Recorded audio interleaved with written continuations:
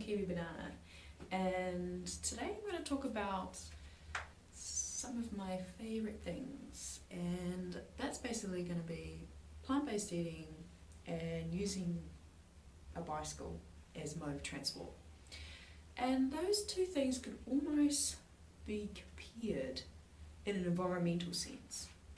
So we're going to talk about a hypothetical environmental comparison. So excuse my horrible artistic abilities on the whiteboard, but I'm going to start with a car and an omnivorous diet. So you can drive to school, work every day.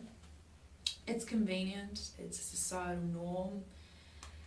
Most advertising about transport is in regards to buying and driving a car, and that just helps reinforce the habit. But it's not the best for the environment, and you run the risk of getting stuck in traffic and having to pay heaps for parking. And then if you look at a standard American diet, standard New Zealand diet, you can eat those things every day. It's convenient, it's a societal norm.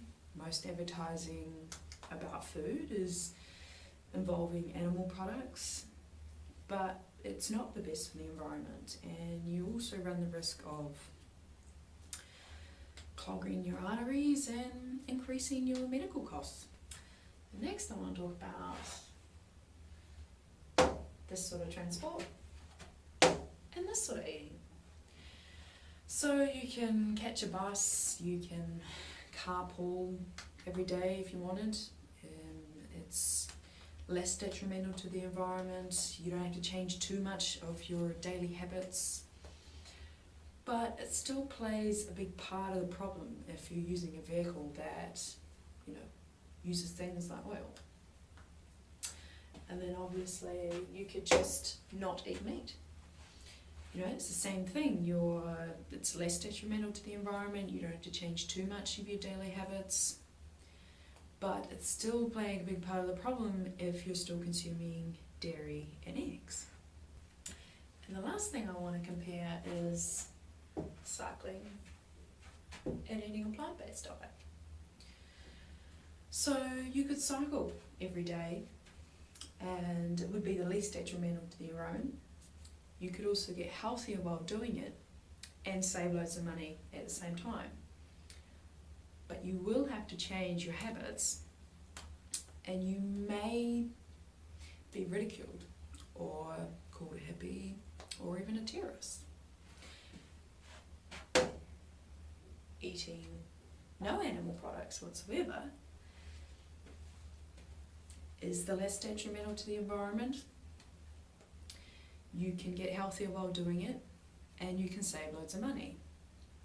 But again, you will have to change your habits, and you may be ridiculed or called a hippie or even a terrorist. Now, the whole point of this video is not to say that what you're doing is wrong and what I'm doing is right, or vice versa. It's just to sort of get you thinking that food and transport are definitely the two biggest factors in your global footprint, especially if you're living in a westernized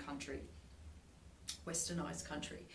And I'm not going to go into the exact figures of what this is and exact figures of what that is, but from the science that I've been reading that's been coming out recently, especially in the last 10-15 years, food is definitely being underestimated, and the environmental groups are more or less focusing on transport, which is not a bad thing, but they should also be including this because this is definitely a big factor in your global footprint.